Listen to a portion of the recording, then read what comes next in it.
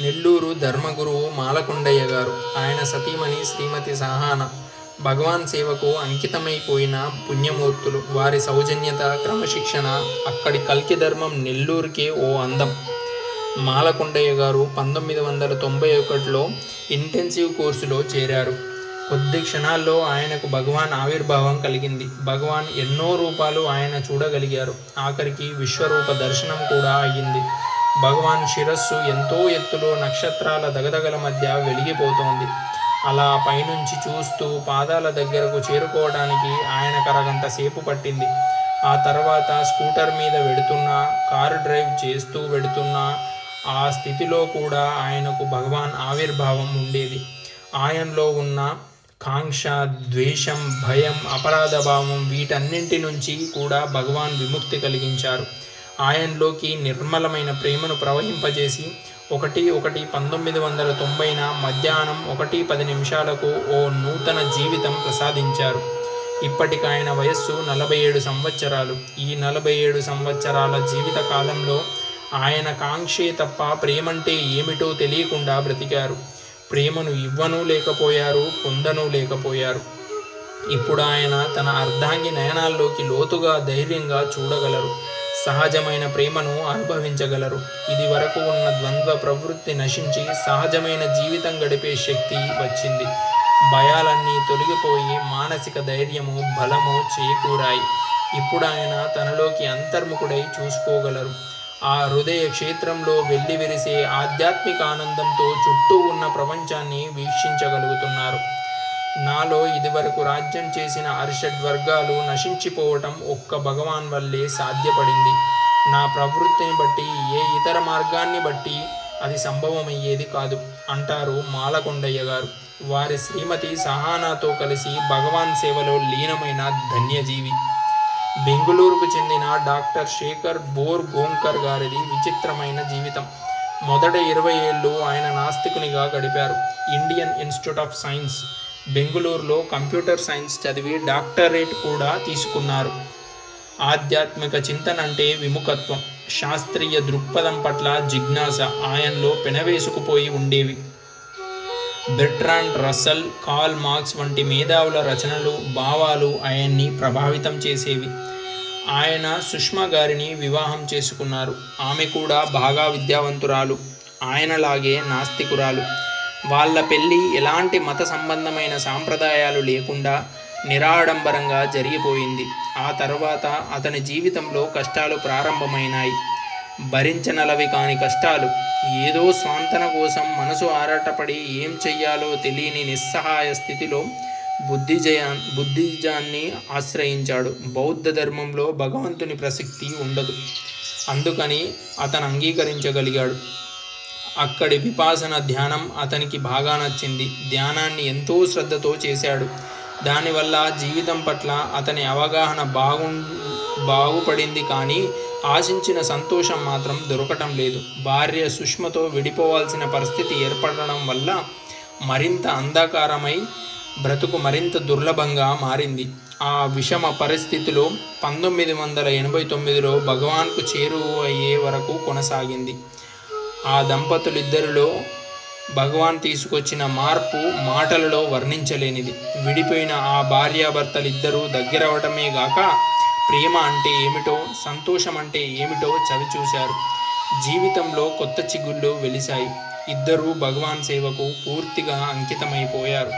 బెంగుళూరులోని భగవాన్ ఆలయానికి గురువులుగా నియమించబడ్డారు. సత్యలోకంలో వీరిద్దరిని నేను కలుసుకున్నాను.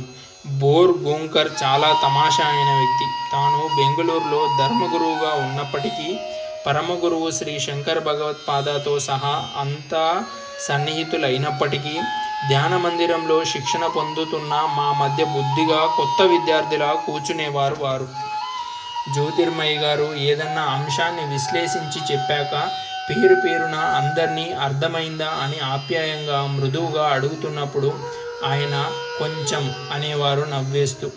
ధర్మగురువు కాబట్టి భగవాన్ సమక్షంలో 9 మంది శిష్యులతో, మిగతా భగవద్దాసులతో కలిసి భోజనం చేసే అవకాశము, వారితో సమానమైన చనువు, హోదా ఉండేవి.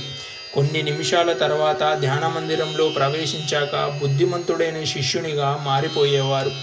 ఉన్నట్లుండి భక్తి పారవశ్యంలో మునిగిపోయి అదో అదో అదో అదో కల్కి వచ్చనే అనో, రండిరా రండిరా చూద్దాం రండిరా, ఓం శ్రీ భగవాన్ని చూద్దాం రండిరా అనో కన్నడ భాషలోనో పాట అందుకునేవారు. కన్నన్జీనో కుమార్జీనో ముందుకు భగవాన్ సమీపంలోకి వచ్చి పాడమనేవారు. అయినా అతను విద్యార్థిగా వచ్చాడు కాబట్టి మా మధ్య నుంచే పాడేవాడు. ఎందుకని కొన్ని అంశాలు వివరంగా చెప్తున్నానంటే, అవన్నీ గుర్తు చేసుకుంటుంటే భూలోకంలో సాధ్యమైన సత్యలోకం కళ్ళ ముందు మెదిలి సంతోషంతో ఒళ్ళు గగురు పొడుస్తుంది. సామాజిక వాతావరణానికి కేవలం 100-200 గజాల దూరంలో ఉండి లౌకిక ప్రపంచంలో ఉండి మరో ప్రపంచంలో ఉన్న అనుభూతి.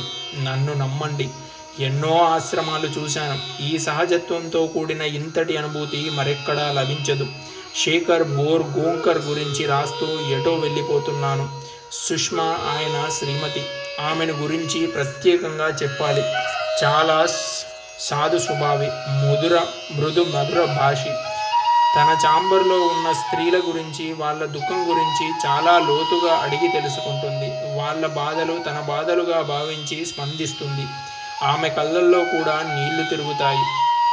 వాళ్ళ నుంచి దుఃఖం తొలగించి సేద తీర్చడానికి తనదైన శైలితో ఎంతో శ్రమిస్తుంది.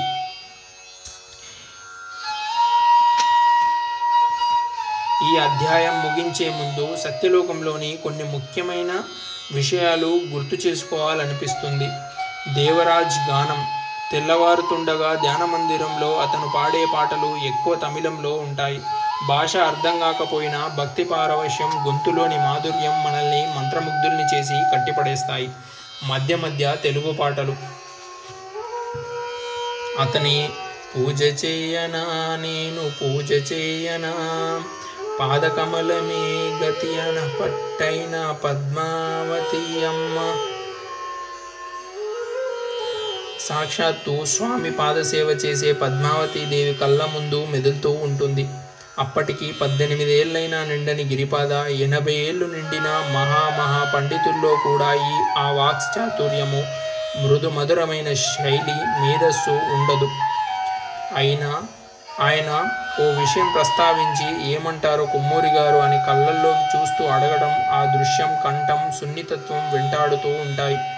కుమార్జీ సింహంలా ఆశ్రమంలో అటు ఇటు నడుస్తుంటే, సమాజంలో పెద్ద పదవుల్లో ఉండి శిక్షణకు వచ్చిన వాళ్ళు చిన్న పిల్లల్లా భయపడిపోతూ పక్కకి తొలగిపోతూ ఉండడం, గంభీరంగా ఉగ్రంగా కనిపించే కన్నన్జీ ధ్యాన మందిరంలో భక్తులు పాడుతున్నప్పుడు పారవశ్యంలో అందరితో కలిసిపోయి తనదైన శైలిలో అడుగులు వేస్తూ నృత్యం చేయడం, చిన్నపిల్లలా కనిపించే కవితాజీ తన అమాయకమైన కళ్ళతో సాధకుల వంక చూస్తూ వాళ్ళలోకి కల్కి ధర్మం ప్రవహింపజేస్తూ ఉండడం, తెల్లటి స్వచ్ఛమైన దుస్తుల్లో పవిత్రంగా భాసిస్తూ భగవాన్లో లీనమైపోతూ సహజ సుందరమైన స్టెప్స్తో మీరాబాయిలా మెరిసిపోయే జ్యోతిర్మయి, ఆ పవిత్ర దృశ్యాలు మరపురానివి.